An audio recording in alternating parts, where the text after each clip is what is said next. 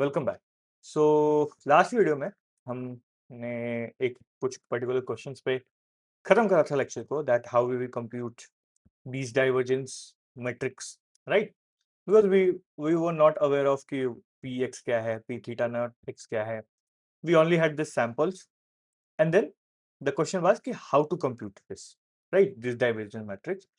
Which divergence metric we should use? And मैंने बताया था कि there are some divergence metrics जो होते हैं, right, like VAE GANs और W GANs होता है, depends on these type of divergence metrics. Okay, now how should we choose this G theta, this metric, this model? ठीक है, तो उस पर भी बात करेंगे, लेकिन तो हमने कहा था कि different architectures produce different model families. ठीक है, तो ऑल डिपेंड्स ऑन की जी थीटा यानी कि जो नेटवर्क है, नेटवर्क आर्किटेक्चर हम क्या यूज करते हैं, right? Now let's talk about variational divergence minimization, and also we'll talk about F divergence. Okay, so this framework, this F divergence becomes important because with the help of this we will study about generative adversarial network, that is GANs. Second, several other adversarial learning methods. तो इसीलिए क्या है, this F divergence is a special case of this particular framework. We can see it as a special case क्योंकि ये काफी important जगहों पे अपने को हेल्प होगा, यूज आएगा, राइट? तो let's go ahead. So will see first कि एफ डाइवर्जेंस क्या आता है and why we need this, right? So need of this divergence metric. So we need a quantity that measures basically how much there is difference between those distributions and how much similarity exists between those distributions, because we said that we need this px theta and we need this p theta. So and we have to basically approximate this px theta to p theta, right? Sorry, p theta to px theta, यानी कि जो assumed parametric family है उसको हमें true parametric family के और ले जाना है, right?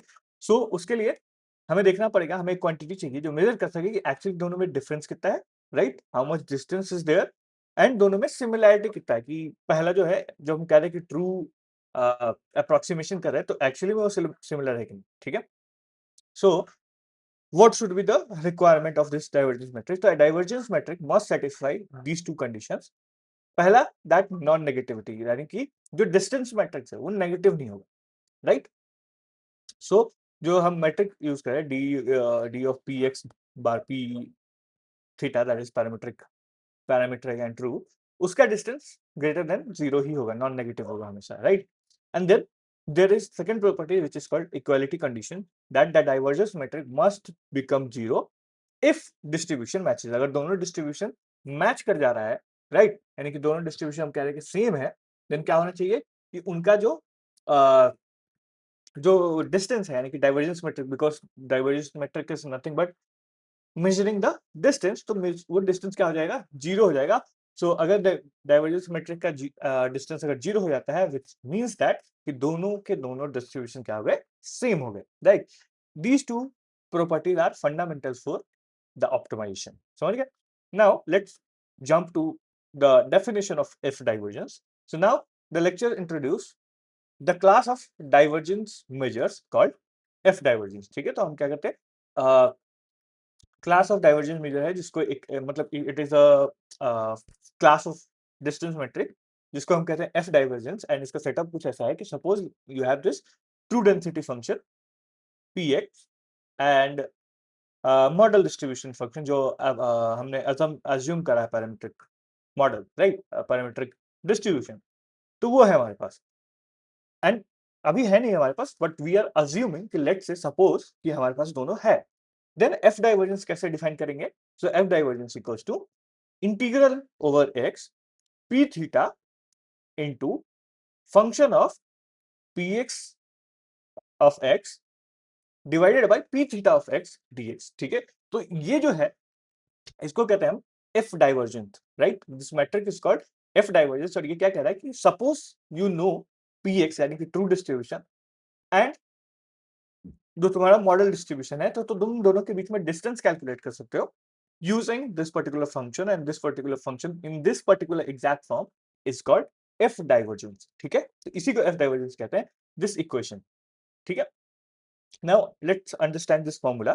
So let's carefully analyze each term. ठीक है, इसके अंदर each term को analyze करते हैं। तो सब let's first start with the ratio term जो है हमारे पास है, right? तो inside the function this ratio compares true density by model density. So हमेशा देखो ये क्या होगा, px of x ऊपर है, यानी कि ट्रू डेंसिटी हमारा ऊपर है, जो अज्यूम डेंसिटी है वो क्या है, नीचे की ओर है।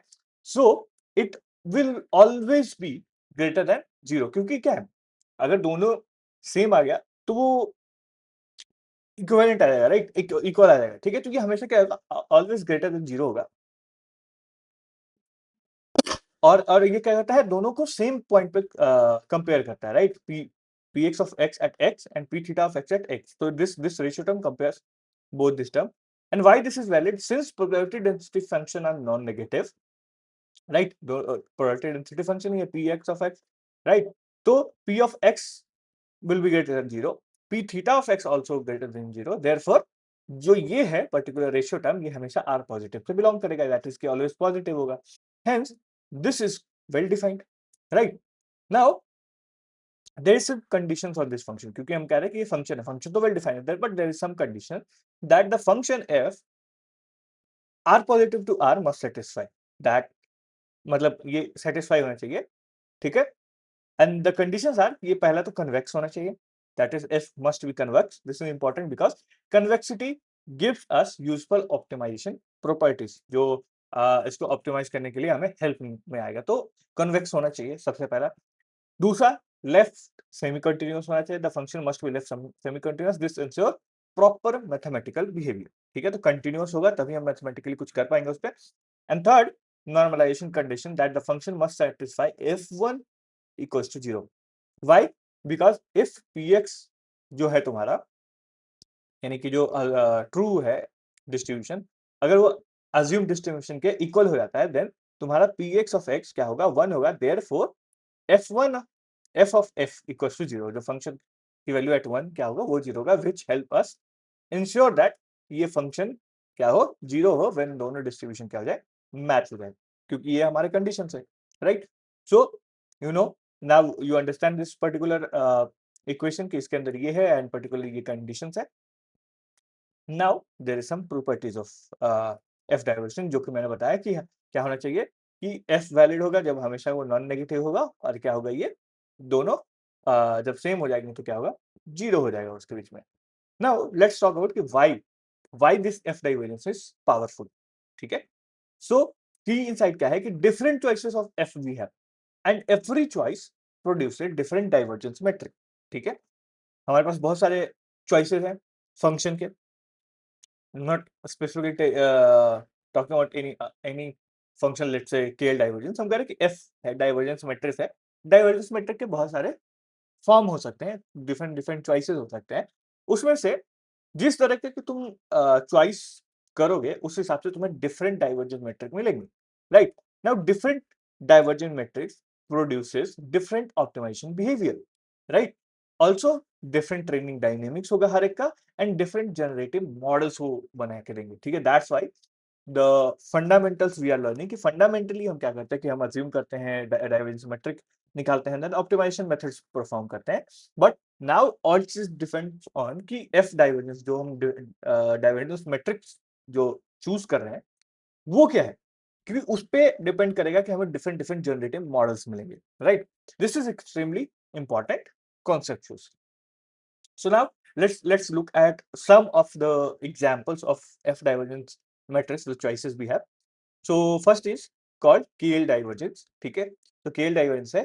So KL divergence क्या होता है, इस फॉर्म में अगर तुम फंक्शन को चूज करते हो, then it is called KL divergence, that f of u equals to u log u। अगर तुम इस पर्टिकुलर चॉइस के साथ आते हो, इस पर्टिकुलर फंक्शन के जाते हो, तो इस फंक्शन को कहते हैं KL divergence। ठीक है, तो let's say if we substitute the values of u in this particular definition, we will get p theta of x into my px by p theta x log px divided by P theta x. So you की value, right, यहाँ पे ये जो form है,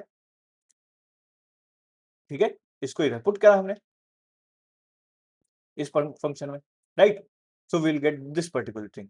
now यहाँ पे क्या होगा कि P x and this particular P x ये कैंसल आउट हो जाएंगे यहाँ पे, राइट, क्योंकि हम क्या करें, DF of value you put करें यहाँ पे, ठीक है। तो ये कैंसल आउट हो जाएगा, बचेगा हमारे पास क्या, P X of x log P X by P theta x D x. Thus this is called, this F divergence called KL divergence, ठीक है। ये जो फंक्शन है, this divergence matrix is called KL divergence. तो ये उसका particular form, ठीक है। तो फॉर्मूला क्या हो जाएगा कि integral of P x log P X by P theta x dx, ठीक है। Now there is some important property of this particular KL divergence function। वो क्या है, फॉरवर्ड एंड रिवर्स जो KL divergence function है वो सिमेट्रिक नहीं होती, ठीक है। तो this is an important property that KL divergence is not symmetric, आपस में सिमेट्रिक नहीं होता है। मतलब क्या है कि अगर मैं कह रहा हूं कि DL of P X by P theta वो नॉट इक्वल्स टू होगा divergence function metric of P theta P x, यानी कि इन दोनों का अगर मैं रिवर्स कर देता हूं तो वो इक्वल नहीं होगा, सिमेट्री नहीं होगा। सिमेट्री का कॉन्सेप्ट तुमको पता है, राइट, कंडीशन। सो जो ये वाला जो है P x even P theta, इसको कहते हैं हम फॉरवर्ड स्केल डाइवर्जेंस। एंड अगर उल्टा वाला है यानी कि P theta and P X है तो उसको हम कहेंगे कि ये क्या है, reverse scale divergence function, right. So ये चीज ध्यान रखना कि स्केल डाइवर्जेंस फंक्शन क्या होता है, सिमेट्री नहीं होता है। एंड हम कैसे निकालते हैं स्केल डाइवर्जेंस, ये हमारा फंक्शन का फॉर्म है, इसके अंदर जब हम पुट करेंगे तो हमारे पास ये पर्टिकुलर फॉर्म मिलेगा, राइट, क्योंकि ये हमारे पास क्या है, लॉग की वैल्यू है, correct. So this is how will get scale divergence function. These produces different behavior during optimization in forward KL and backward KL. This motivates studying broader divergence family, ठीक है। अब क्या है कि ये हर एक डाइवर्जेंस फंक्शन एक अलग अलग ऑप्टिमाइजेशन बिहेवियर को प्रोड्यूस करते हैं। जैसे कि यहाँ पे तुम देख सकते हो कि फॉरवर्ड केएल और बैकवर्ड केएल इक्वल नहीं है। सो हमें क्या चाहिए, और ब्रॉडर divergence family चाहिए।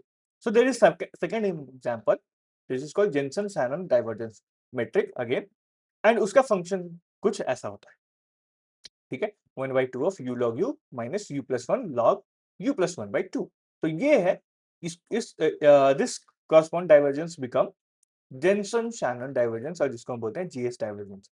तो केएल डाइवर्जेंस हो गया, एक जेएस डाइवर्जेंस हो गया, ठीक है। तो ये दो पर्टिकुलर चीजें। Important note that GAN use a version of this JS divergence function, so this become fundamental foundation for adversarial learn, ठीक है। तो ये एक पर्टिकुलर हो गया। Then there is third example that is called total variation distance, and उसके लिए हम ये इस तरीके का फंक्शन यूज करते हैं, that is 1/2 mod u minus 1।